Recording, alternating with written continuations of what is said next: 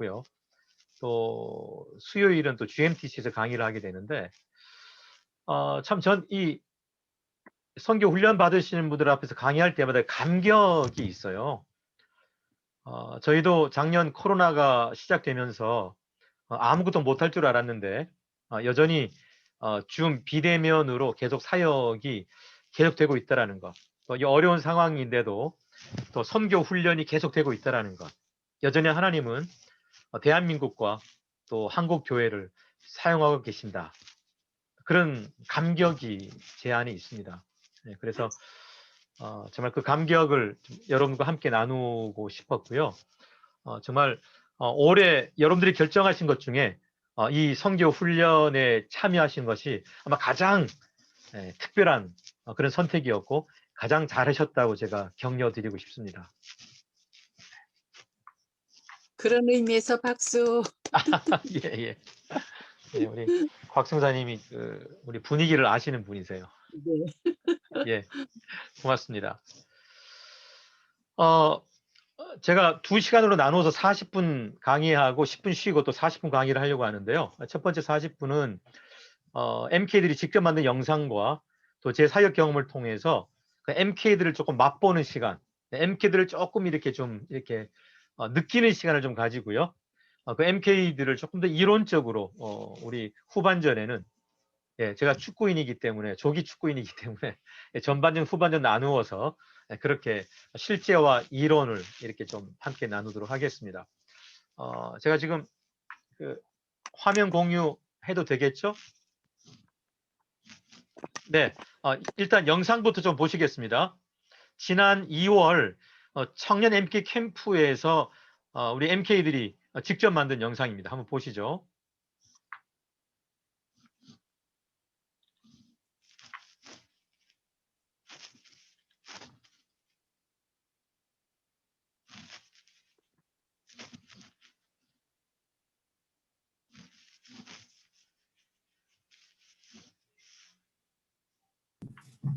소리가 안 나와요. 안 나옵니까? 소리가 안 들려요. 소리가 다시 할게요. 다시요. 네.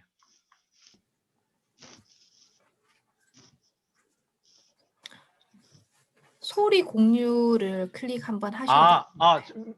죄송합니다. 소리 공유를 해야 되네요. 예, 죄송합니다.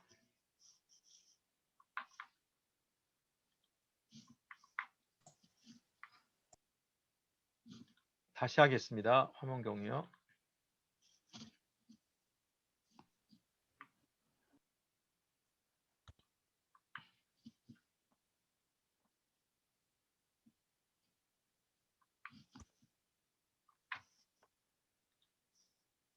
잠깐만요.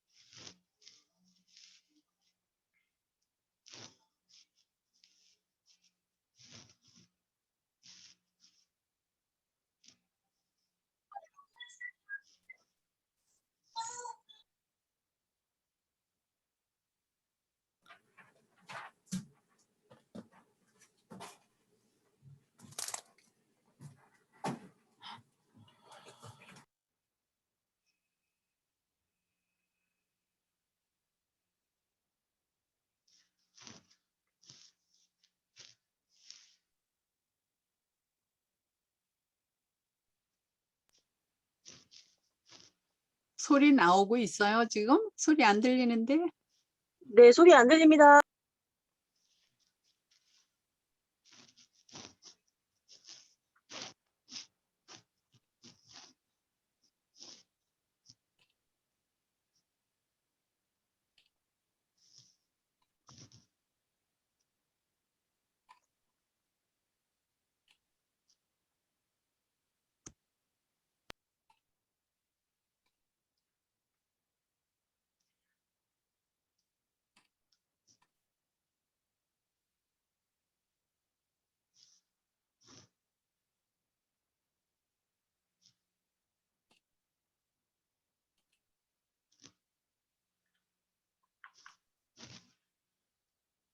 소리가 들리셨습니까?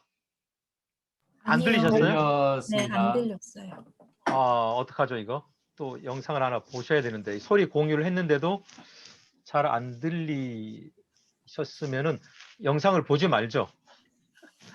예, 영상을 보지 말고 바로 제 이야기를 좀 하도록 하겠습니다.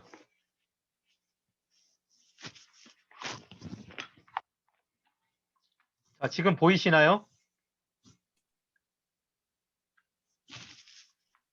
공유 안 됐습니다. 네, 공유하겠습니다. 예.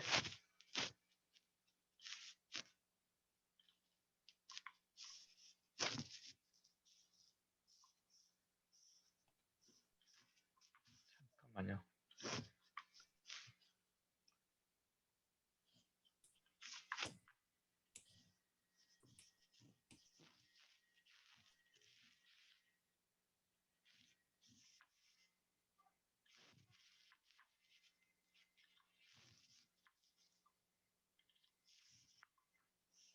예, 보이시나요? 네. 이거 참 어렵네요. 네. 저는 그 1997년부터 MK 네스트가 시작하던 해에 MK 캠프를 시작하면서 MK 사역을 시작하게 되었습니다. 근데 사실 97년도 MK 사역을 시작하기 전에 저는 1995년부터 6년 동안 태국에서 순회 선교사로 청소년 사역을 하고 있었습니다. 실제로 생각해 보니까 왜 또 안 넘어가죠? 네, 이게 95년도 사진인데요. 95년도에 축구 선교사였던 후배와 함께 축구를 통해서 태국 청소년들에게 복음을 전하고 양육하는 일을 계속 하고 있었습니다. 그때는 몰랐는데 나중에 97년도에 MK 사역을 시작하면서 그때 제가 만났던 동역자의 아들이 MK라는 것을 알게 되었습니다. 어떤 기억이 있냐면요. 같은 축구 선교사의 중학교 남자아이가 자녀가 그 태국의 그 미묘한 그 선교지마다의 냄새가 있는데 그 냄새를 못 맡는 거예요. 그러니까 식당에 들어오지를 못해요. 그러니까 밥을 먹기가 어려운 거예요. 그래서 정서적으로 좀 어려움이 생겨서 우리는 사역하고 있는데 아빠한테 와갖고 막 땡깡 부리고 난리를 치고 그런 걸 보면서 저는 그때 당시 MK라는 개념에 대해서 잘 몰랐기 때문에 야, 저 자녀가 저러면 부모가 사역하기 힘들 텐데 라는 그냥 생각만 했었습니다. 그리고 이제 사역을 마치고 또 한국에 돌아와서 또 다시 태국에 또 방문해서 사역을 또 하는데 그 선교사님이 철수하셨더라고요. 선교사님의 문제 때문에 철수했던 게 아니라 그 자녀가 태국이라는 환경에 적응할 수가 없어서 그때 저는 처음으로 알았습니다. 이 선교사님들에게 문제가 생겨야 철수하는 것만이 아니구나. 자녀들에게 문제가 생겨도 선교지를 철수할 수밖에 없구나. 그런 생각을 하게 되었습니다. 네. 그러던 중에 97년도에 혹시 여러분들은 불광동에 있는 지금은 팀 비전 센터라고 이름이 바뀌었지만 옛날에는 한국기독교 수양관이라는 그런 이름으로 불리었던 미국 선교사들이 개척했던 바로 그 수양관에서 청소년 캠프와 가족 캠프 등 선교사님과 사역하던 도중에 GMF에서 간사 두 분이 오셔서 GMF에 있는 아이들 중에 안식년 때 한국을 들어온 아이들이 있는데 그 아이들을 위해서 캠프를 좀 열어줄 수 있겠냐고 그렇게 요청을 하셨습니다. 이미 저는 2년 전에 태국에서 만났던 그 MK가 생각나서 뭔가 조금 도움이 될 수 있다면 좀 시도를 해봐야 되겠다는 생각으로 97년도에 우리 MK 네스트가 시작한 첫 번째 MK 캠프, 지금 이름이 둥지 캠프라는 이름으로 계속되고 있는데요. MK 캠프를 저 청소년들과 함께 진행을 하게 되었습니다. 캠프가 끝나는 날 저는 처음으로 MK들의 그 간증, MK들의 고백을 들을 수 있었는데요. 아직도 기억이 나는 것은 한 30여 명의 MK들이 동일하게 어떻게 고백하냐면 이 캠프를 오기 전까지는 부모님을 미워했습니다. 뭐 거의 공통적으로 부모님을 미워했다 그러더라고요. 저는 그때 당시 미국 선교사님들하고 함께 사역을 하고 있었기 때문에 선교사님 하면 정말 존중받고 존경받아야 될 그런 분들로 생각했었는데 누가 돌을 던질 수 있겠습니까? 자녀들이 부모님에게 돌을 던지더라고요. 거기서 끝나면 간증이 아니죠. 그런데 캠프에 와서 MK의 정체성에 대해서 배우고 나니까 부모님을 이해하고 부모님을 용서할 수 있게 되었습니다. 그 이후에 저는 부모님을 미워하는 MK들 참 많이 만났고 또 이 캠프 사역을 통해서 부모님을 이해하고 또 하나님의 어떤 계획을 이해하고 부모님을 용서하고 또 자신의 정서적인 부분들을 이렇게 잘 준비해가는 MK들을 또 많이 만나게 되었습니다. 97년도에 이 캠프가 아이들의 피드백이 굉장히 성공적으로 끝났다라는 피드백이 있어서 98년도에도 이 MK 캠프를 저에게 위탁을 해 주었습니다. 자, 98년도에 다시 캠프가 열렸는데 여러분들이 짐작하시는 것처럼 우리 MK들은 이른 나이에 한국을 떠나기 때문에 친한 한국 친구들이 별로 없습니다. 그래서 한두 주간 함께 경험하는 모국 방문 MK 캠프에서 만난 친구들하고 금방 베스트 프렌드가 됩니다. 그리고 1년이 지나서 고등학생이 되어 돌아온 그 남자 MK 둘이가 만나서 막 허그를 하고 악수를 하고 1년 동안 잘 있었냐고 서로 안부를 묻는 겁니다. 근데 그 다음 인사말이 걸작입니다. 그런데 너희 집에 후원금은 잘 와? 제가 깜짝 놀랐습니다. 저는 선교 후원금이 부모님들의 사역을 위해서만 사용되는 줄 알았더니 사실 그거 가지고 우리 아이들도 함께 먹고 사는 밥상 공동체, 운명 공동체였다는 것을 저는 캠프 첫날 남학생 고등학교 MK 두 사람이 인사하는 걸 통해서 저는 느끼게 되었습니다. 자, 그러던 중에 이제 한국의 97년 이후에 특례 입학을 통해서 또 한동대가 세워지고 MK들이 선교지에서 이제 한국으로 대학으로 들어오는 그런 시점에 있었습니다.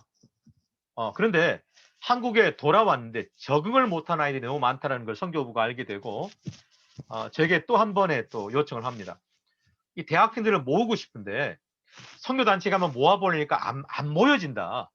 그때 제가 그럼 스키 캠프 한번 합시다 해서 2001년도에 이렇게 여기 스키장입니다. 스키 캠프를 통해서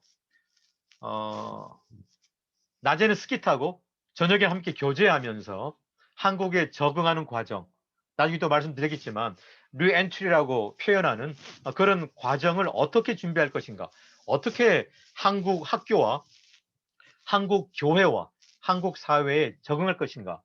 이때부터 MK 대학생 리엔트리를 성공적으로 준비하기 위한 캠프가 지금까지 계속되고 있습니다.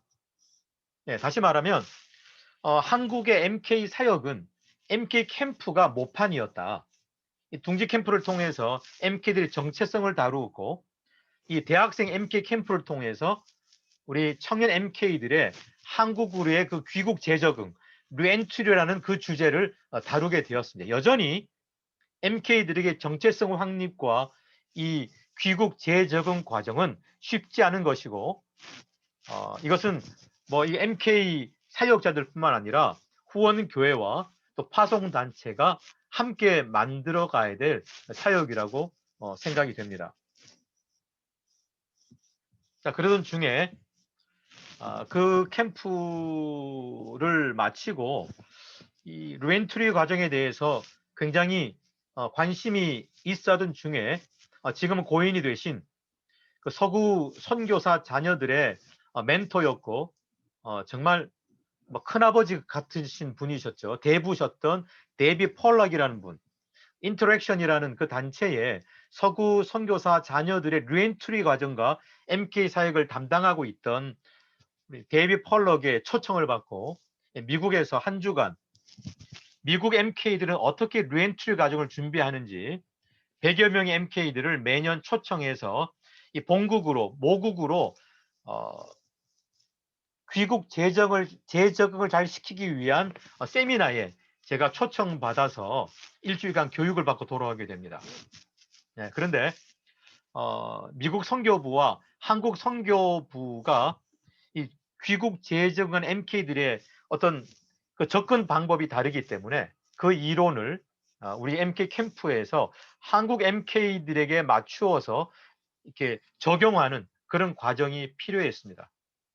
지금도 이 정체성이나 리엔트리에 대한 부분은 그때 배웠던 부분들과 또 청년 MK들의 어떤 피드백을 통해서 우리 한국적인 그런 교육 방법으로 다시 재탄생, 재각색해서 그렇게 교육을 하고 있는 상황 속에 있습니다.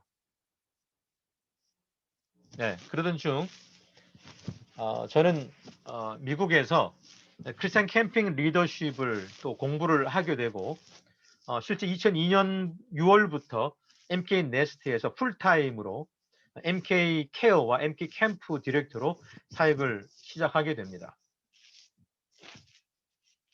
그러던 중에 가까운 일본과 중국의 MK들이 거리는 사회적 거리는 뭐 그렇게 멀지 않은데 심정적 거리가 굉장히 멀다라고 느꼈습니다.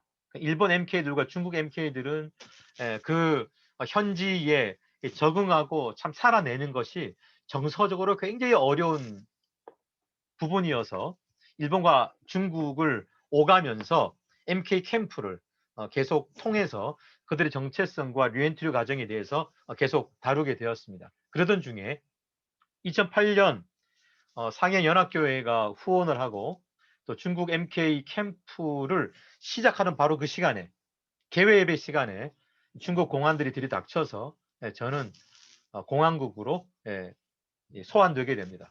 저는 태어나서 처음으로 경찰차를 타봤는데 그것도 중국 경찰차를 타고 중국 공안으로 호출돼서 2시간 동안 창문이 없는 작은 골방에서 조서를 꾸미고 추방되게 됩니다. 그때 제가 기도 제목을 한국에다가 알렸고 참 많은 분들이 기도해 주셨습니다.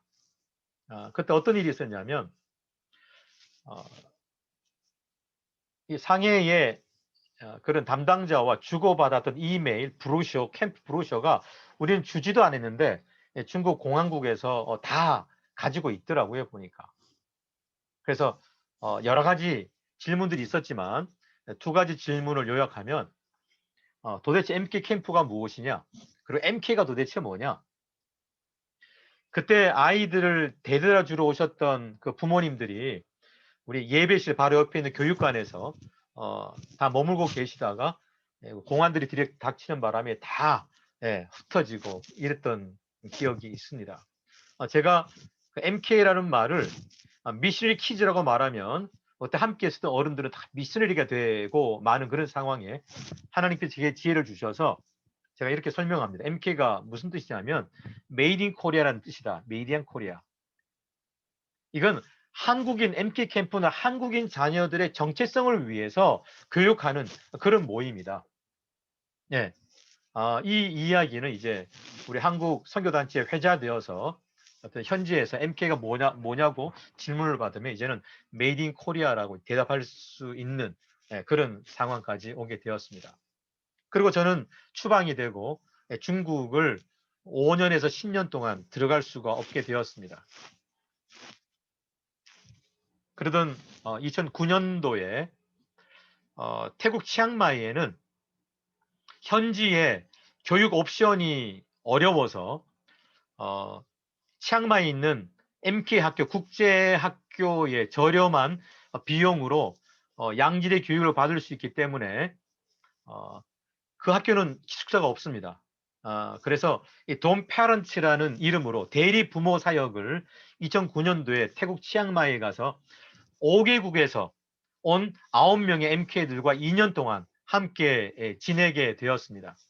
예, 저 친구들은 우리 GMF 안에 있는 선교부에서 온 친구들도 있고 또 다른 단체에서 온 친구들이 있었습니다. 예. 여전히 지금도 선교 현장에서는 두 가지 종류의 교육을 받게 되죠. 현지 학교를 다니든지 국제학교를 다니든지.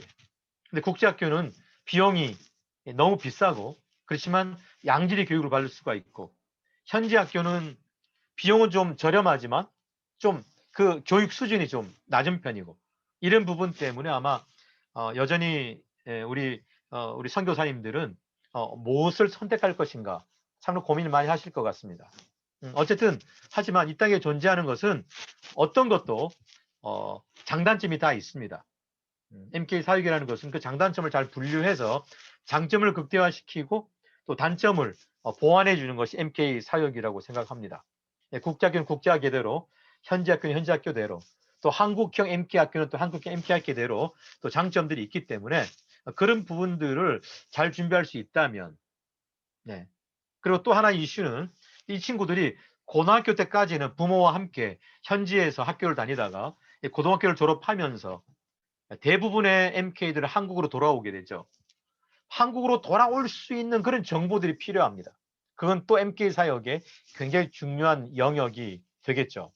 또 일부는 장학금을 제공하는 미국 대학에도 유학을 가긴 하는데요.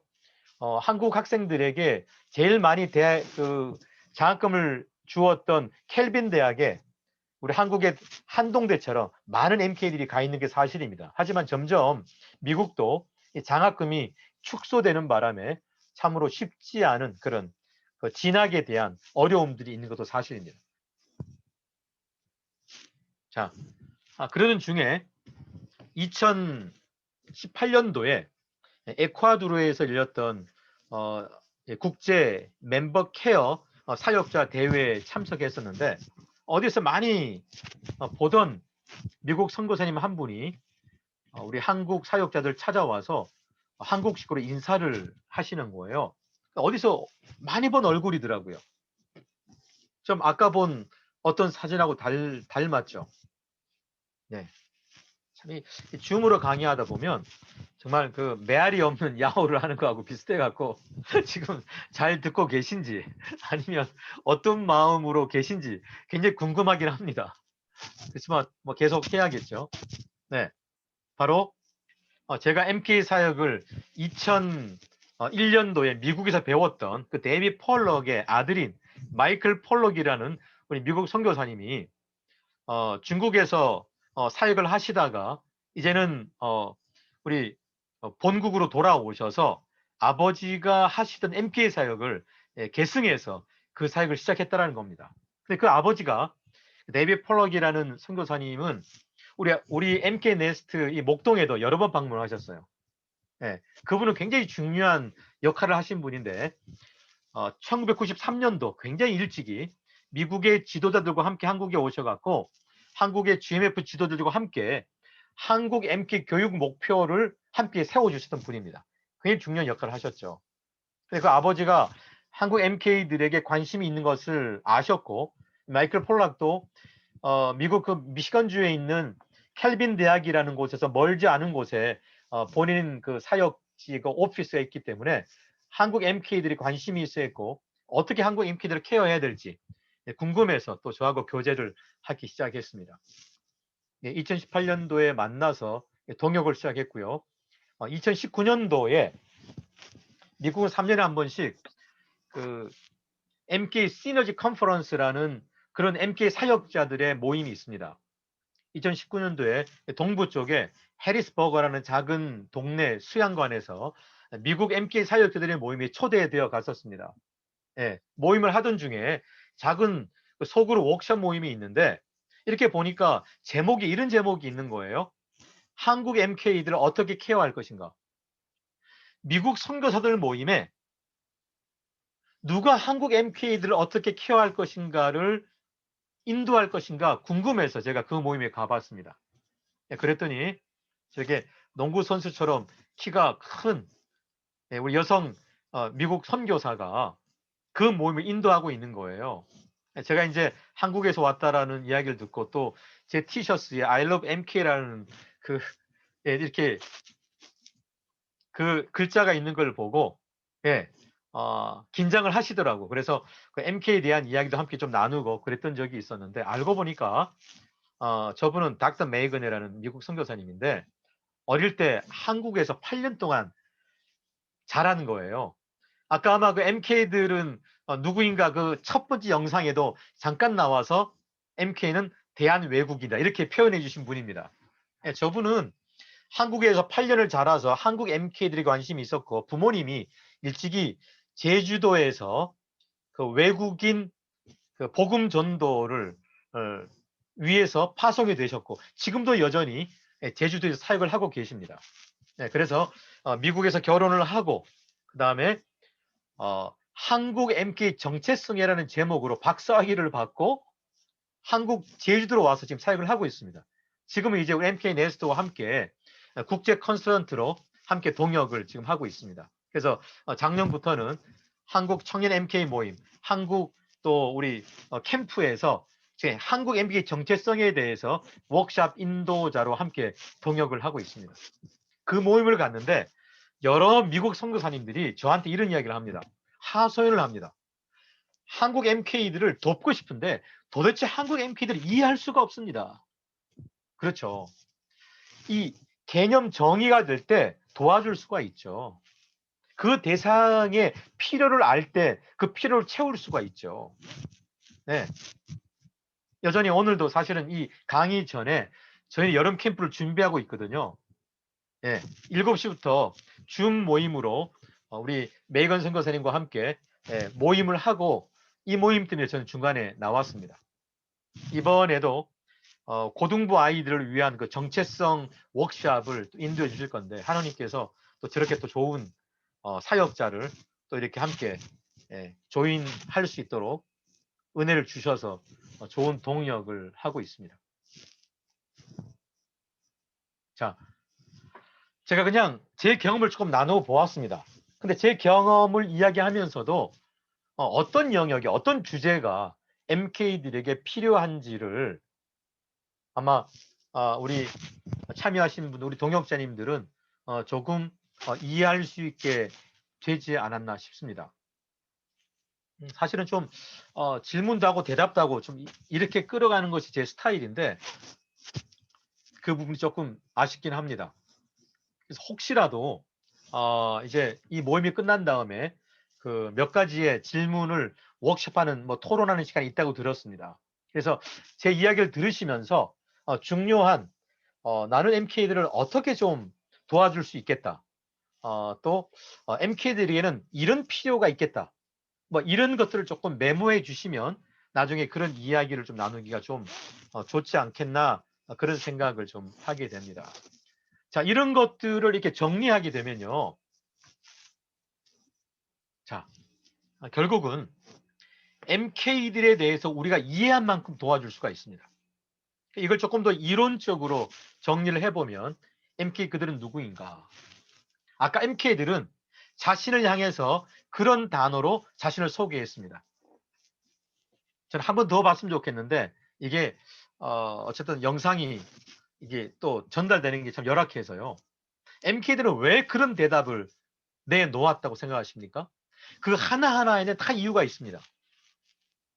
그런 경험 때문에 그런 정서적인 느낌 때문에 자신을 그렇게 표현했습니다. 아까 어떤 친구가 이런 이야기를 했습니다. MK는 신발입니다. 이 이야기는 사실은 제가 캠프에서 경험했던 이야기입니다. MK들은 신발입니다.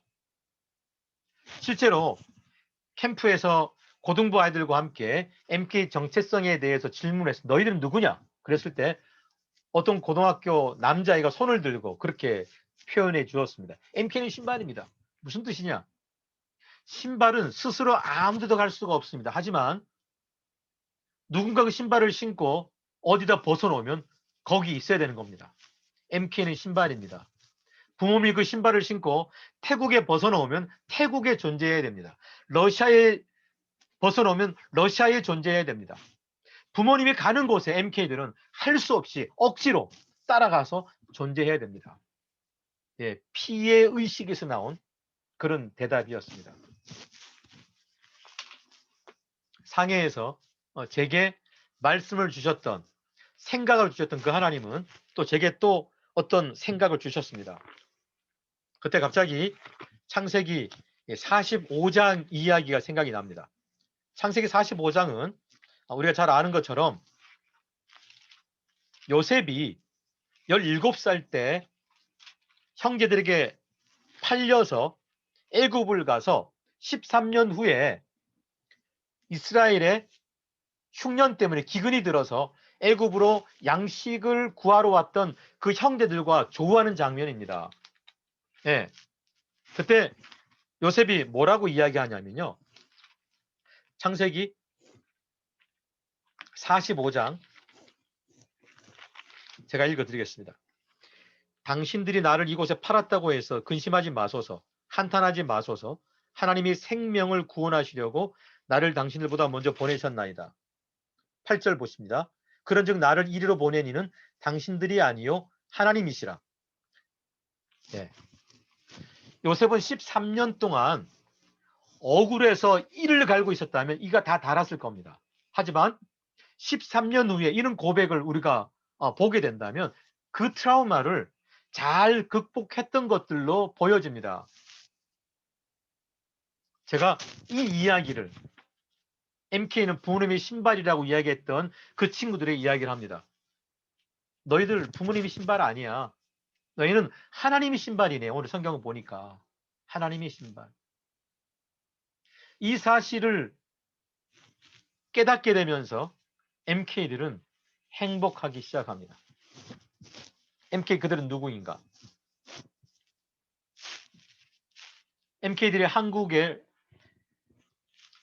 안식일에 돌아와서 파송교회 혹은 후원교회를 방문해서 힘들어하는 것 중에 몇 가지가 있습니다. 그 중에 하나는 바로 미래의 선교사, 작은 선교사 이렇게 표현하는 겁니다. 예, 아이들 그 마음속에 억지로 부모 따라간 그런 부모님의 신발이라고 생각하고 있는데 미래의 선교사, 작은 선교사라고 칭찬처럼 칭찬 아닌 칭찬 같은 그런 단어에 대한 굉장히 부담감을 가집니다. 여전히 한국 교회는 그리스도인들은 오늘 그 그림 중에 제일 아래에 있는 것처럼 행복한 크리스찬, 성숙한 크리스찬으로 인식하고 싶어 하지만 꼭 그렇지는 않습니다. 그 위에 있는 것처럼 상처 입은 MK들이 많이 있습니다. 그리고 자신의 정체를 드러내지 않는 MK들도 많이 있습니다. 저희들은 정기적으로 대학생 MK 모임을 하고 있는데 어떤 친구가 이렇게 이야기합니다. 우리 클래스에 분명히 하는 짓이 MK인데 자기가 MK라고 밝히지 않네요. 왜 밝히지 않을까요?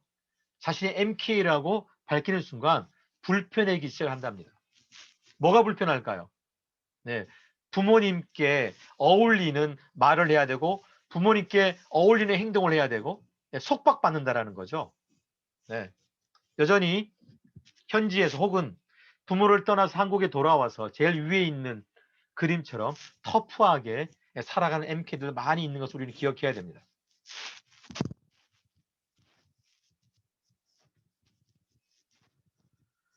자, 이제 이 MK들을 단지 그냥 MK로서만 이야기하는 것이 아니라 제가 성경 구절을 하나 읽고 첫 번째 시간을 마치려고 하는데요.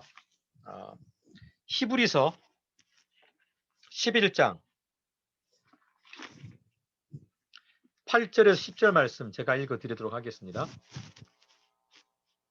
믿음으로 아브라함은 부르심을 받았을 때에 순종하여 장래 유업으로 받을 땅에 나아갈새 갈 바를 알지 못하고 나아갔으며 믿음으로 그가 이방의 땅에 있는 것 같이 약속의 땅에 거류하여 동일한 약속을 유업으로 함께 받은 이삭 및 야곱과 더불어 장막에 거하였으니 이는 그가 하나님이 계획하시고 지으실 터가 있는 성을 바랐습니다.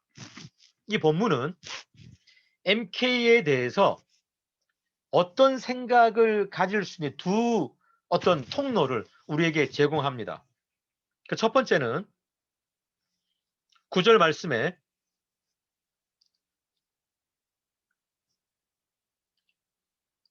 이삭 및 야곱과 더불어 장막에 거하였으니 누가요? 아브라함이. 아버지 아브라함은 아들 이삭과 손자 야곱과 더불어 장막에 거하였다. 장막이 뭡니까? 요새 말로 하면 집입니다. 하우스라고 표현해도 되고 홈이라고 이야기도 됩니다. 그렇다면 MK 사역을 가정사역적인 측면에서 돌아볼 필요가 있다는 겁니다. 가정에서 부모가 자녀들의 제공해야 될 것들을 선교사님들이 그 자녀인 MK들에게도 제공해야 될 필요가 있다는 겁니다. 어떤 것일까요? 가장 중요한 것은 교육이죠. 양질의 교육을 받을 수 있는 기회를 제공해야 되죠. 정서적인 여러 가지 부분들, 결국 진학 진로까지 길을 열어주고 여러 가지 한국의 부모들이 한국의 자녀들을 향해서 제공해야 될 것들이 MK들에도 제공되어야 됩니다. 하지만 선교지에서는 한국에서 했던 것처럼 그렇게 제공하기가 어렵죠. 바로 그 부분을 보완해 주는 것이 MK 사역입니다. 참 많습니다. 사실은 찾아보면. 얼마나 많은지 모릅니다. 오늘 토론의 또 주제일 수도 있습니다. 어떻게 도울 것인가. 자, 여기서 끝난다면 MK는 단지 선교사 자녀들 조금 돕는 일이 되고 맙니다. 하지만 또 다른 방향성도 한번 살펴보아야 됩니다. 믿음으로 아브라함 부르심을 받았을 때 순종하여 장래 유업으로 받을 땅에 나아갈새 갈 바를 알지 못하고 나아갔으며, 아브라함은 선교사의 롤 모델입니다. 아브라함이 선교사라면 믿음으로 그가 이방의 땅에 있는 것 같이 약속의 땅에 거류하여 동일한 약속을 유업을 함께 받은 이삭은 MK들의 롤 모델입니다.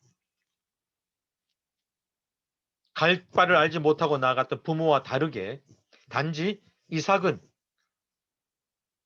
약속의 땅에 거류하여 동일한 약속을 유업으로 함께 받았다. 그렇게 표현하고 있습니다.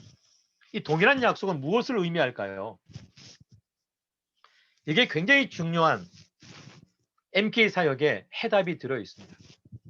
대부분 MK들은 피해의식 때문에 하나님을 부모님은 헌신했고 부모님은 초청받았다고 생각합니다. 하지만 그렇지 않습니다. 하나님은 선교사님과 그 가정을 초대합니다. 이 사실은 굉장히 MK들에게 중요한, 하지만 쉽지 않은 그런 명제입니다. 이삭은 동일한 약속을 유업을 함께 받았습니다. 그게 뭘까요? 성경은 이렇게 이야기합니다. 창세기 12장 1절에서 3절까지 아브라함을 부르신 하나님에 대하여서 설명을 합니다. 하나님의 아브라함을 부르시는 것을 창세기 12장 1절에서 3절 말씀에 기록되어 있습니다. 목적이 무엇일까요? 세상을 향해서 축복의 통로가 되는 것이었습니다. 이스라엘은 그래야 됐고 또 아브라함은 그래야 됐습니다. 하나님을 선포하고 하나님을 선포하는 그 현장이 축복의 통로가 되는 것이었습니다. 그런데 성경을 읽다 보면 어디서 많이 보았던 또 다른 성경 구절을 발견하게 됩니다. 그게 바로 창세기 26장 2절에서 4절 말씀입니다. 이것은 하나님께서 이삭을 부르는 장면입니다. 똑같은 방법으로 이삭을 부르신 하나님은 이삭이 세상을 향해 축복의 통로가 되길 원하셨습니다. 다시 말하면 아브라함은 떠나라고 말씀하셨고 이삭에게는 머물라고 말씀하셨습니다.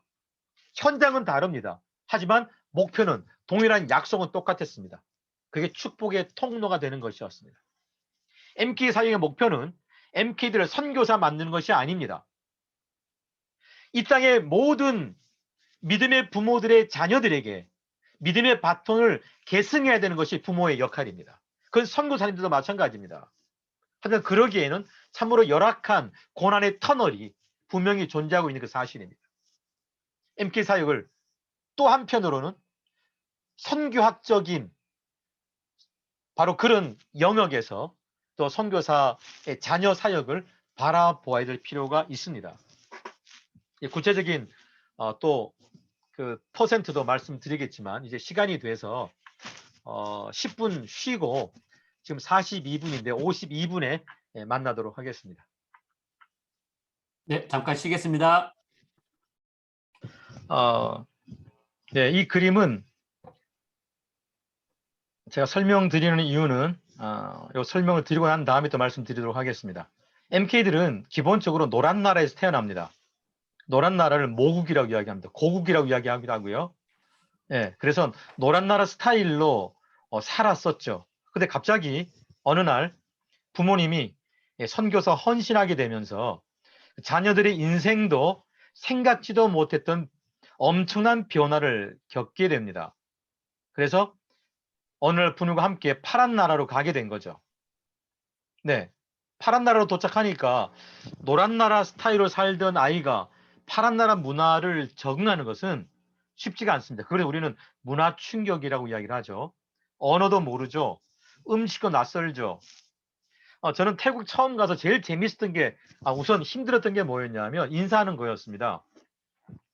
저는 그래도 적어도 목사인데 이게 합장을 한다라는 거 이게 별거 아닌데 힘든 건 아닌데 정서적으로 얼마나 부담이 되든지 예? 그런데 이게 태국 문화에서는 굉장히 정성스러운 인사라는 것을 이해하고 적응해야 됐습니다. 문화 충격이죠. 재미있었던 거 하나는 우리 치앙마이에 없던 맥도날드가 생긴 거예요. 저는 굉장히 맥도날드 좋아하는데 맥도날드 갔더니 맥도날드 앞에 로날드라는 동상이 서 있죠. 이렇게 춤을 추면서 서 있는데 태국에서는 합장을 하고 서 있단 말이에요. 이게 태국 문화에서 나온 거죠. 이게 얼마나 재미있었는지 다 거기서 사진을 찍습니다. 예. 파란 나라 스타일로 산다는 게 쉽지가 않습니다. 그렇지만 파란 나라 스타일로 살지 않으면 적응을 할 수 없기 때문에 늘 노란 나라가 그리웠죠. 자, 노란 나라로 방문할 기회가 생기죠. 여러 가지 이유가 있습니다. 안식년, 혹은 대학 진학, 혹은 군대. 저희 아들은 고등학교 때 자퇴를 하고 검정고시를 보고 저희하고 태국으로 갔습니다. 태국에서 대학까지 졸업하고 한국을 나오게 됩니다. 군대 때문에. 그래서 40도에서 살던 애가 한국에 와서 군대에 갔는데 철원으로 떨어진 거예요. 그래서 진짜 힘들게 군대 생활을 했답니다. 그 온도차가 너무 있어갖고. 자, 그래서 여러 가지 이유 때문에 또 아파도 또 노란 나라로 와야 됩니다. 우리 작은 아이가 어릴 때 엄마 뱃속에서 죽었다가 살아난 아이인데 그래서 굉장히 약했어요. 기능들이. 그리고 태국에서 호흡을 잘 못해갖고 병원을 갔는데 진단이 안 나오는 거죠. 근데 그때 마침 의료 봉사팀이 한국에서 오신 거예요. 그래서 한인교회에다 다 우리 선교사 가족을 모아놓고 진찰을 하는데 마침 이민호과 과장선생님 오셔갖고 진찰을 이렇게 해보니까 이 코 속이 다 썩은 거예요. 잘못하면 거의 그 병균이 뇌로 들어가게 생겼다 그러더라고요. 절대절명의 순간에 그분이 발견해 주셔갖고 병원하고 연결해 주셔서 수술하고 다시 태국으로 돌아온 그런 적이 있었습니다. 야, 의료 선교팀 정말 필요하더라고요. 예. 그래서 아프면 또 한국으로 나와야 됩니다. 몇 가지 이유가 있습니다. 한국을 나왔습니다. 얼마나 좋았겠어요. 그런데 또 문제가 하나 있습니다. 고국에 돌아왔는데 뭔가 옛날에 있을 때하고 달라진 거예요. 고국도 달라졌지만 본인이 달라진 걸 몰랐던 거죠. 그걸 바로 역문화 충격. 문화 충격이 굉장히 센 건데 역문화 충격은 더 셉니다. 왜냐하면 자기 나라로 돌아왔는데도 또 문화 충격이 있으니까 이건 굉장히 적응하기 어려운. 한국에 돌아왔는데도 다시 파란 나라가 가고 싶은 거죠. 무슨 뜻일까요? 이제는 파란 나라에 살 만큼 적응이 됐다는 이야기죠. 오히려 노란 나라가 더 불편하다는 이야기입니다. 잠깐 단위로 와도 불편한데 이제 고등학교를 졸업하고 한국에 다시 살러 들어올 때는 굉장히 불편함이 많습니다. 그래서 이 부분을 도와야 될 필요가 있죠. 다시 파란 나라로 돌아옵니다. 하지만 여전히 비자 문제를 해결해야 되고 또 여전히 끝까지 살 수 있는 나라가 아니라 고등학교 졸업할 때까지만 살 수 있는 나라입니다. 또다시 어디론가 가야 됩니다. 도대체 나는 노란 나라 사람입니까? 파란 나라 사람입니까? 이게 바로 MK들에게 정체성 문제를 갖다 주는 겁니다. 선교지에서 살면서도 집에서는 부모 문화권에서 엄마 아빠와 살아야 되고, 또 현지 학교를 가면 현지 문화권에서 또 현지 문화 속에서 살아야 되고, 이런 그 문화의 어떤 정체성이 결정이 나지 않으면 참 어려운 거죠. 이런 고민을 하게 되면서 이런 생각을 합니다. 도대체 나는 파란 나라 사람일까요? 노란 나라 사람일까요? 혹시 초록 나라 사람일까? 아닐까요? 예, 이 이야기는 미국 MK가 아프리카 살던 미국 MK가 미국 돌아가서 저널을 썼는데, 그 저널의 제목이 I'm Green. 나는 초록 나라 사람. 나는 아프리카 사람도 아니고 미국 나라 사람도 아니야. 나는 초록 나라 사람이야. 맞습니다. MK들은 파란 나라 사람 아닙니다. 노란 나라 사람 아닙니다. 초록 나라 사람이 맞습니다. 네. 그런데 색깔이 조금씩 다릅니다. 어떤 친구들은 파란 색깔에 가까운 초록색입니다. 찐 초록이죠. 그런데 어떤 친구들은 노란 나라에 가까운 연 녹색입니다. 예, 어떤 영향을 더 많이 받았느냐에 따라서 그 색깔은 다르지만, 예, 초록 색깔 맞습니다. 그렇기 때문에 노란 나라에서 와서 살아내도 튑니다. 좀 다릅니다. 파란 나라에서 살아가도 좀 다릅니다. 그래서 MK 사역의 목적은 파란 나라 사람, 노란 나라 사람 피어 그런 나라 사람을 만드는 것이 아니라 초록 나라 사람이지만 파란 나라에 잘 적응할 수 있고 노란 나라에 잘 적응할 수 있는 사람으로 만드는 것이 MK 사역의 목표입니다. 왜냐하면 이 초록 나라 사람의 공통점이 뭐냐면 하나님의 나라 사람이기 때문에 그렇습니다. 하나님의 사람, 하나님 나라의 사람이라는 것이 공통 분모가 돼서 파란 나라에서도 노란 나라에서도 어떤 역할을 할 수 있는 잠재력이 있다는 겁니다. 네. 자, 제가 오늘 이 이야기를 조금 나눈 이야기는 오늘 워크숍 과제가 이겁니다. MK들은 자신의 인생이 아니라 부모님의 사역 주기에 따라서 자신의 삶이 달라지죠. 선교지 나가기 전에 프리필드, 예, 선교지 나가기 전에 부모님들은 설교 훈련 받고 준비합니다. 하지만 그동안 MK들을 위해서 준비시켜주는 그런 교회, 그런 단체는 많지가 않습니다. 자녀들도 준비해야 되는데 프리필드, 온필드, 현장에 나가기까지 MK들이 어떤 준비를 해야 됩니까? 어떻게 도와줄 수 있을 것입니까? 두 번째는 이제 현장으로 나갑니다. 지난번 크림의 보고를 보니까 170개국인가 171개국에 나가 있어요. 어느 나라, 어느 대륙에 갈 것인가는 무엇을 준비할 것인가 달라집니다. 우리 아이들도 어릴 때 제가 공부하러 미국 그 위스콘신 주를 갔을 때 아무런 준비하고 갑자기 가는 바람에 아무런 준비를 못하고 가서 그 마을의 공립학교를 들어가게 됐는데, 우리 큰 놈은 지금 래퍼입니다. 래퍼로 지금 활동하고 있는데요. 이 말씀을 드리는 이유는 말하는 걸 너무 좋아합니다. 그런데 그때 당시 5학년이니까 그랬는데 말하고 싶은데 영어를 못하는 거예요. 나중에 돌아와서 그 이야기를 하더라고요. 얼마나 자기가 말을 하고 싶었으면 화장실 가서 혼자 질문하고 혼자 대답하고 그랬대요. 네. 우리 둘째는 더 어려 3학년이었는데 그 눈 색깔이 파란 애들 그 그룹에 이 손을 잡고 손을 놓는데 손을 안 놓으려고 하는 거예요. 학교에 두고 와야 되는데 그때 소리 없이 눈물만 뚝뚝 흘리면서 그 광경을 아직도 기억합니다. 네. 네. 아무런 준비도 없이 갔을 때 굉장히 어려움이 있죠. 네. 어느 필드로 또 어떤 곳으로 무엇을 준비해야, 예, 어떻게 준비해야 그 현장에서 잘 살아낼 수 있을까요? 어떻게 도와줄 수 있을까요? 온필드, 필드에 있는 아이들을 위해서 뭘 도와줄 수 있을까요? 이게 MK 사역입니다. 마지막으로는 이제 전 MK들 하면 짠한 게 뭐냐면 부모와 함께 오래 있을 수 없다는 겁니다. 네. 그래서 이제 저희는 이제 MK 사역과 더불어서 MK 사역은 MK 사역자들만 해야 될 사역이 아니라 부모와 함께 해야 될 사역이기 때문에 이제 부모 교육, 선교사님들 교육을 합니다. 네. 제가 항상 부탁드리는 것은 함께 오래 같이 살 수 없기 때문에 있을 때 잘하시라고. 있을 때 잘하시라고. 네, 얼마 남지 않은 기간, 사랑해도 모자란 시간인데 그런 말씀을 많이 드립니다. 짠한 것은 일찍 부모 곁을 떠나야 되죠. 네. 그런데 부모 곁을 떠나서 부모님은 쉽게 말합니다. 너 한국에 가면 큰아빠 집에 좀 있을래? 너 할머니하고 좀 같이 살아야 될 것 같아. 그런데 자녀들은 그 큰아빠를 잘 모릅니다. 할머니는 더더욱이 잘 모릅니다.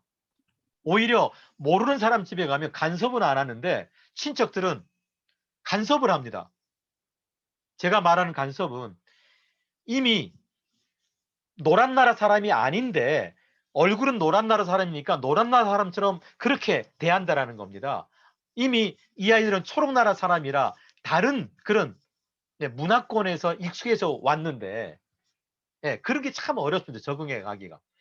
적응해야죠, 물론. 근데 적응하기까지 기다려줘야 되는데 참 그게 쉽지가 않죠.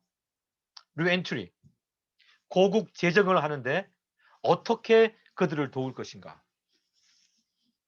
저는 이제 부모 교육할 때 우리 이제 한국 그 선교 그 강의할 때는 제가 한국 교회 그 성도님들에 꼭 질문합니다.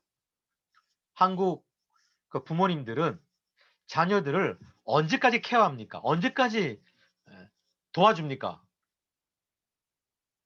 그럼 어떻게 대답할까요? 정답은요. 고객이 만족할 때까지. 우리 한국 부모들은요. 정말 애프터 서비스 정신이 너무 강합니다. 그 자녀들 키워주고 그 다음에 어떻게 됩니까? 자녀 다 크면 그 자녀의 자녀를 키우기 시작하죠. 이게 한국 부모들의 그 내리사랑인데 선교사님들도 제가 작년에 CGN에서 그 어떤 그 강의를 하나 좀 원하셔갖고 제가 이런 제목으로 제가 가서 강의를 했어요. 자, 무슨 강의 제목이었냐면 선교사들도 좋은 부모가 되고 싶어 합니다. 그 강의를 듣고 선교사님들이 굉장히 많은 공감을 했는데 선교사들도 좋은 부모가 되고 싶어 하는 거예요. 그런데 한국에서처럼 그런 부모가 되기가 어려운 거예요. 그 부분을 조금 돕는 것이 바로 MK 사역의 부분입니다. 언제 어떻게 도와야 될까요? 프리필드. 선교지 나가기 전에 준비하는 것을 도와야 됩니다. 온필드. 선교 현장에서 건강하게 자랄 수 있도록 지원해야 됩니다. 리엔트리. 고등학교를 졸업하고 대학을 위해서 살로 돌아오는 대학생 MK들을 지원해야 됩니다. 얼마 전에 저희가 지난주 금요일에 한국해외선교회 소속 선교 파송단체들이 GMP, 호프, GBT, FMNC 이렇게 4단체가 있는데 2020년, 2021년도에 아이들이 대학 들어오면서 입학식도 제대로 못한 거예요. 그래서 저희들이 신입생 환영회를 열어주었습니다. 근데 신입생 환영회 뭐 지금처럼 모일 수 없기 때문에 줌으로 누가 들어오려고 하겠어요. 그래서 저희가 도서 장학금 20만 원씩을 준다고 홍보했더니 30명이 들어왔어요. 그래서 도서 장학금 아이들 계좌로 쏴주고 또 GMF 법인에서 준비했던 또 그 선물을 그 스벅 또 그 카드를 또 선물로 쏘고 아마 다음에 들어오라 그러면 잘 들어올 것 같아요. 격려죠, 격려. 그래서 한국에 들어온 그런 대학생 MK들을 어떻게 지원할 것인가. 네스트에서는 바로 그 적응 과정을 돕기 위해서 MK 호스텔을 운영하고 있습니다. 적어도 대학교 1, 2학년 정도는 우리가 함께 살아가면서 한국에 적응할 수 있도록 돕는 거죠. 그러니까 아이들이 들어와서 뭘 제일 힘들어 할까요? 선교지에서 경험해보지 못한 것들을 한국에서 힘들어하는 거예요. 행정적인 거. 대표적인 게 하나가 뭐냐면 그 쓰레기 분리수거. 선교지에서 안 해본 거예요. 저는 치앙마이에 있다가 한국에 들어왔더니 제일 불편한 게 주차하는 거. 치앙마이에서는 아무 데나 주차했으면 됐는데 한국에 들어오니까 주차하는 게 너무 힘든 거예요. 해보지 않은 거. 한국에 들어와서 해야 되는 거. 이게 가장 어려웠던 거였습니다. 그거 도와주는 거예요. 선교단체 이번에 그 4개 파송기관을 방문하면서 우리 청년 MK 사역을 어떻게 할 것인가 함께 좀 나누었습니다. 그런데 제가 방문해 보니까 선교단체는 할 일이 너무 많아요. 선교사 300명씩 있는데 얼마나 일이 많겠어요. 예. 그러니까 MK들, 한국에 들어온 MK들 돌볼 수 여력이 없는 거예요. 적극적 동의합니다. 예. 그래서 우리 MK 네스트에서는 4개 파송단체와 함께 이 대학생 MK 사역을 하기로 계획하고 네스트 스태프들 중에 한 사람씩을 이렇게 연결해서 그 우리 스텝을 통해서 그 단체와 의사소통하고 함께 그 일을 계속하려고 합니다. 혹 MK 사역에 관심이 있는 분들을 이렇게 함께 좀 동역할 수 있다면 우리 그 일을 더 좀 깊이 있게 해볼 수 있지 않을까 싶습니다. 자, 제가 말씀드린 건 프리필드, 언필드, 리엔트리 과정에 MK들을 어떻게 도울 것인가. 이 부분이 오늘 이 강의가 끝난 다음에 그룹별로 토론하게 될 때 그 주제들입니다. 자, 그 아이들의 바로 정체성을 1950년대 인도에서 일했던 그 심리 사회학자 부부가 이 미국으로 들어가는 그 MK들을 조사해 보니까 뭐가 좀 다른 거예요. 뭐가 다를까? 그래서 그 다른 그 종족 개념으로 그 이미 달라진 부모와 함께 손에 붙들려서 공항을 빠져나오고 그 사춘기를 거치면서 그 문화 적응을 하면서 문화 충격을 받으면서 그렇게 그 현지에 적응해낸 그 아이들 이름을 붙입니다. 한번 따라해 볼까요? TCK, Third Culture Kid, 제3의 문화 아이. 이 개념은 제1 문화는 부모 문화입니다. 제2 문화는 현지 문화입니다. 근데 거기서 살아다 보니까 제1 문화와 제2 문화가 섞이기 시작했습니다. 근데 문제는 어떤 아이는 그 제3 문화 아이로서 적응하지 못하는 그런 아이들이 있고 어떤 아이들은 적응을 잘하는 아이들도 있다라는 겁니다. 예. 선교 현지에 살아갈 때 적응을 잘할 수 있도록 도와주는 게 그게 도대체 뭐냐라는 거죠. 그래서 이렇게 이름을 짓고 한번 같이 읽을까요? 시작.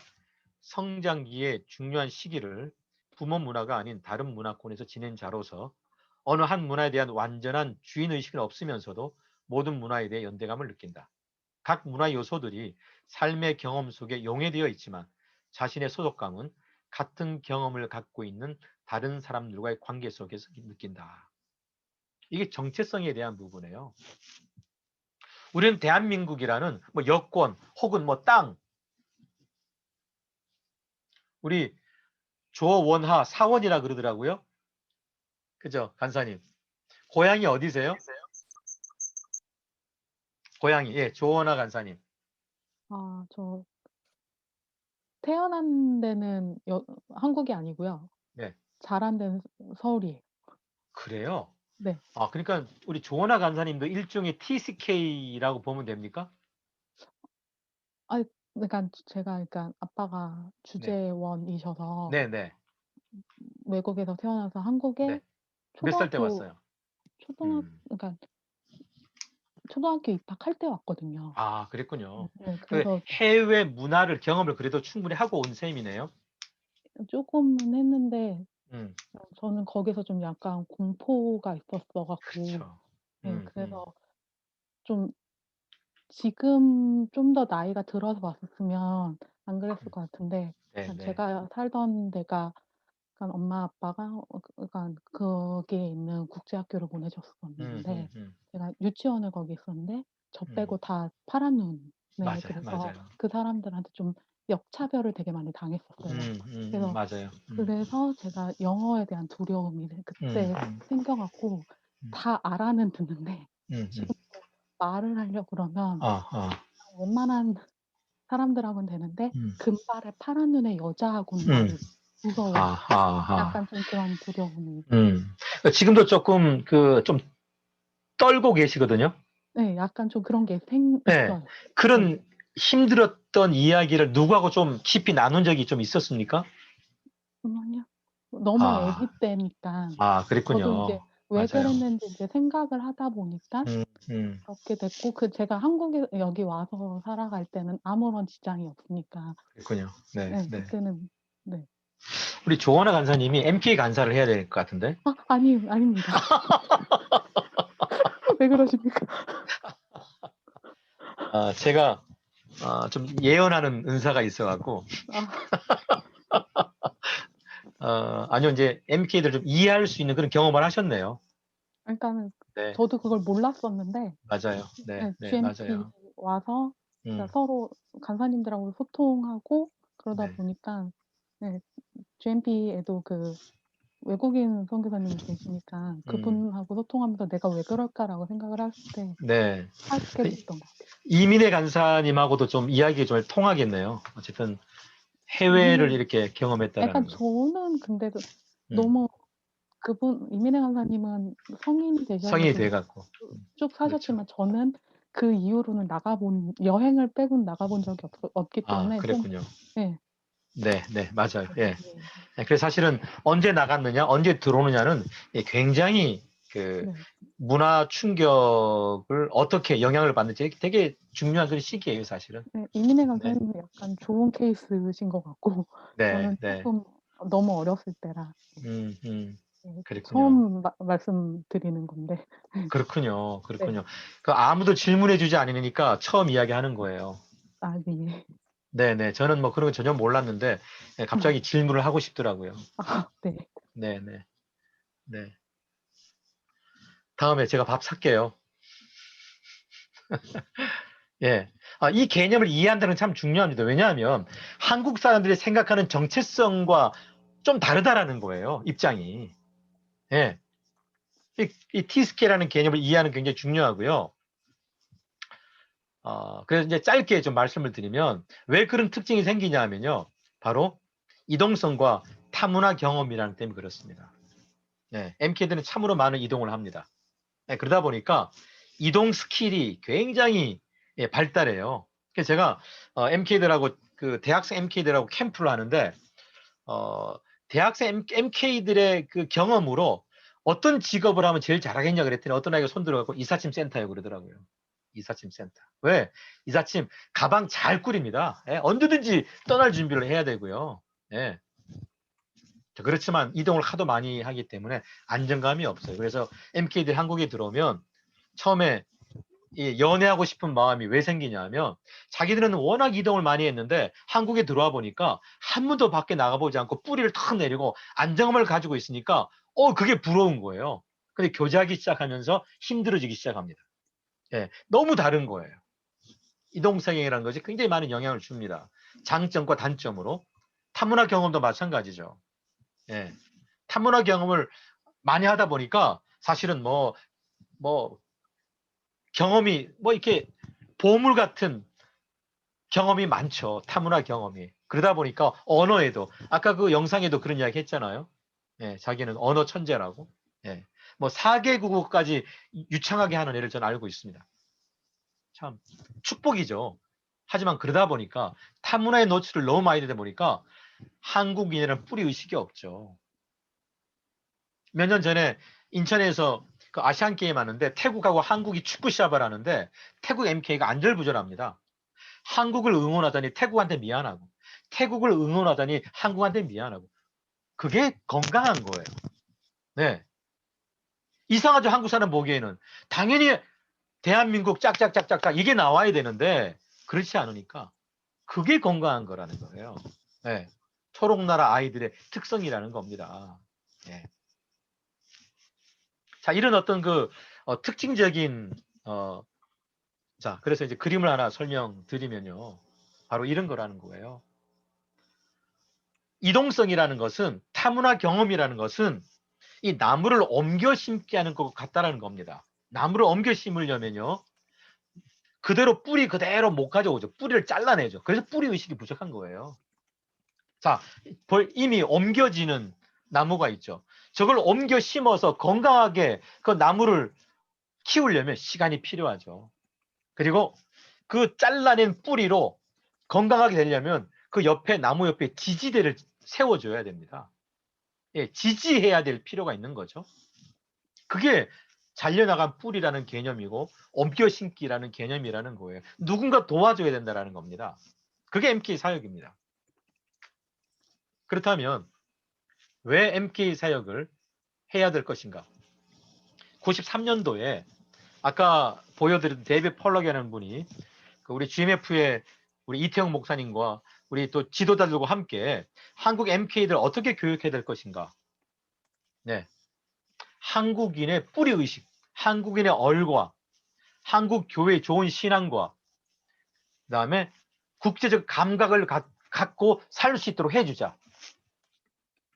한국인, 국제인, 신앙인 이런 개념을 가졌는데 이것도 사실은 설명이 많이 필요합니다. 여기서 말하는 한국이라는 개념은 퓨어 코리안을 말하는 것이 아니라 한국을 자랑스럽게 생각하면서 한국인의 삶을 누릴 수 있는 정도로 이야기하는 거예요. 국제인이라는 개념은 외국인으로 사는 것이 아니라 국제적인 감각을 갖고 국제사회에서 뭔가 그래도 일익을 담당하면서 살아낼 수 있는 사람으로 키운다라는 거예요. 그중 가장 중요한 것은 한국 교회의 좋은 신앙을 물려받은 참된 그리스도인이 되도록 하는 것. 이것이 공통 분모고 가장 중요한 부분이라는 겁니다. 이게 한국에도 살아내는 것과 국제인으로서 살아가는 것을 도와줄 수 있다는 거죠. 네. 마지막으로 우리는 그렇다면 왜 MK 사역을 해야 될 것인가? MK 케어가 왜 필요한가? 이 이야기는 제가 MK 사역을 배웠던 데이비드 펄럭이 쓴 책에 나오는 이야기입니다. 그 첫 번째는요. 3P로 이야기하는데 presence. 존재하기 때문이다. 우리는요. 성경은요. 존재하는 모든 영혼들에게 복음을 증거해야 되고 그들을 양육해야 됩니다. 그리스도의 제자가 되도록. 이건 어느 땅에서 어느 교회나 우리가 갖고 있는 사명입니다. 네, 바로 그 이유 때문에 우리가 만나는 MK들, 우리 소속 단체 MK들, 우리 교회 소속의 MK들을 그 존재로서 그들에게 복음을 전하고 양육해야 될 책임이 우리에게 있다라는 겁니다. 두 번째는 parents. 저는 태국 치앙마이에 있었지만 5개국의 선교 현장의 부모님과 함께 동역을 했습니다. 왜 그럴까요? 제가 95년도에 만났던 한 MK, 적응하지 못해서 어쩔 수 없이 부모들도 철수할 수밖에 없었던 그 말씀을 드린 이유가 바로 그겁니다. 우리 선교사님들은 자녀들이 건강하게 잘 자라고 있다면 그 사역을 더 집중할 수 있게 됩니다. 그래서 MK 사역은 단지 부모 선교사들을 조금 돕는 일이 아니라 현재의 선교에 동역하는 일입니다. 네. 이런 이해가 없었죠. 선교하면 부모만 파송하고 부모만 하나님으로부터 부르심 받았다고 생각했던 거죠. 그런데요. 자녀들이 선교지에 사는 일이 얼마나 많은 줄 아십니까? 우리 막내 아들은 태국에서 어떤 일을 하다 왔냐면 대학 다니면서 한 교회에 그 단기 선교팀 코디네이터였어요. 단기 선교 오시는 분들 뭐 2주일, 3주, 뭐 석 달, 6개월, 뭐 1년 미만 그런 분들이 와도 언어 안 되죠. 뭐 지리 모르죠. 사용 네트워크 없죠. 우리 막내 아들은 운전해 가면서 통역해 가면서 그 단기 선교사들 또 단기 사역자들 비전 트립 오신 분들을 다 안내하고 다니는 그런 일들을 하다 왔습니다. 그냥 MK들 그냥 존재하는 게 아닙니다. 그 어린 MK들, 학교 다니는 MK들 때문에 그 친구들에게 연결될 수가 있고요. 사실은 선교에 굉장히 좋은 통로가 됩니다. 그 자녀들이. 그래서 MKK 두 번째 이유는 바로 부모 사역의 동역, 현재의 선교가 바로 MK 사역입니다. 마지막 세 번째로는 포텐셜, 잠재력이죠. 잠재력. 이제 우리 오늘 이게 우리 동역자님들도 이 선교훈련에 참여하셨지만 사실은 정말 오랫동안 부모님의 선교를 보고 관찰하고 함께 동역해본 그 종족 중에 MK들이 들어갑니다. 예, 살아있는 그 선교 현장에서 선교를 경험한 자녀들. 물론 모두가 다 그렇다는 건 아닙니다.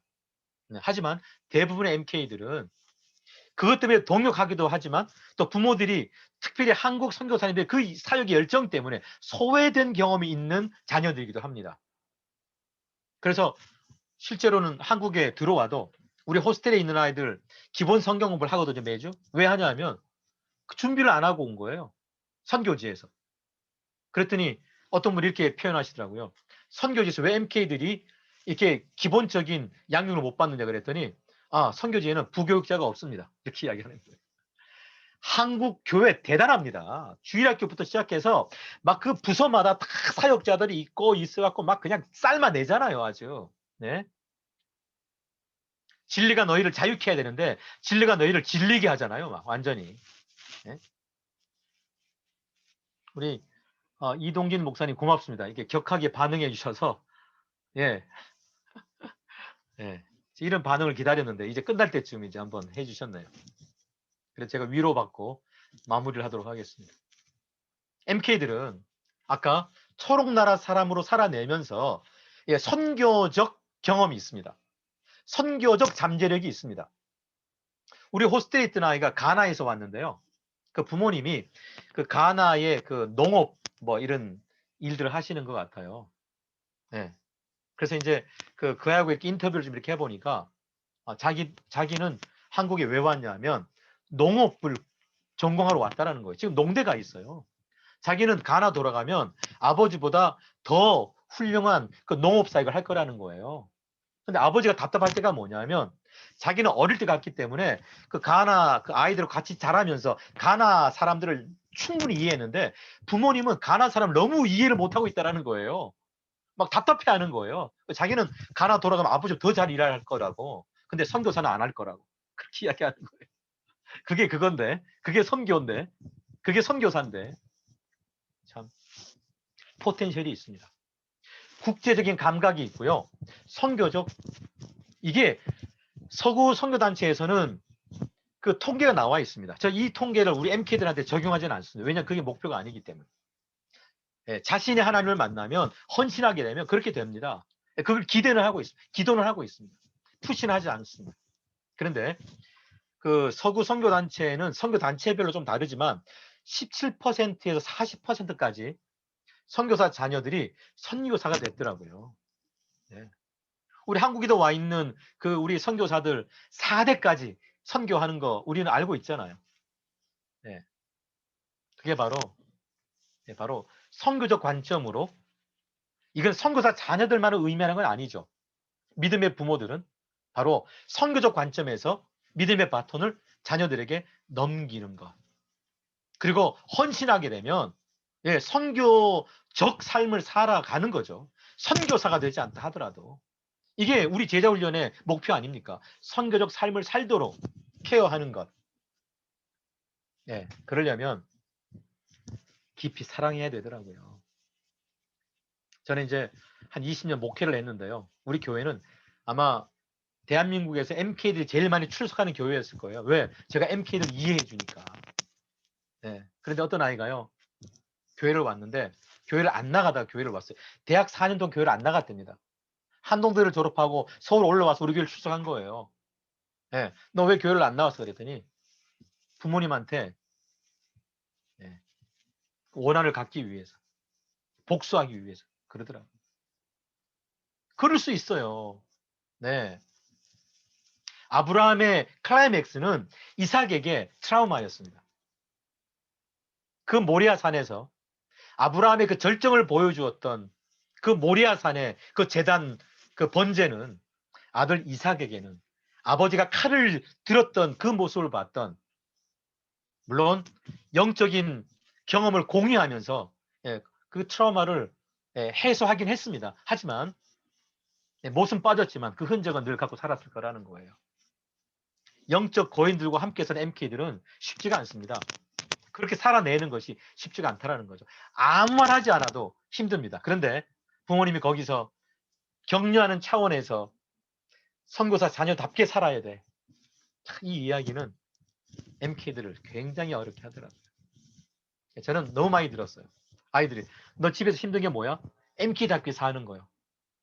도대체 MK답게 사는 게 뭡니까? 부모님의 기준대로 사는 거요?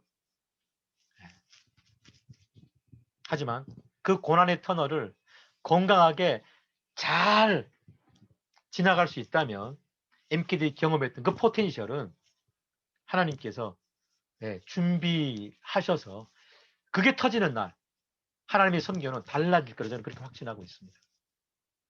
네. 프리필드, 언필드, 렌투 과정을 누군가 좀 함께 도울 수 있다면 바로 MK들의 그 잠재력을 더 좀 최대화할 수 있지 않을까 그런 기대를 말씀드리면서 오늘 강의는 MK 사역은 선교사 부모들을 조금 돕는 일이 아니라 바로 선교라는 사실을 이 연사 정말 주먹을 불끈 쥐고 굉장히 외치고 싶습니다. 네. 관심 있으신 분은 연락 주십시오. 함께 동역하시죠. 조원하 간사님. 네. 이상입니다. 저는.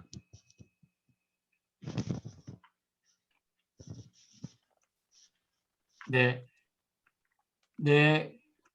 대단히 고맙습니다. 우리 강의해 주신 최용 목사님께 감사의 박수로 우리 감사의 표를 하겠습니다. 네.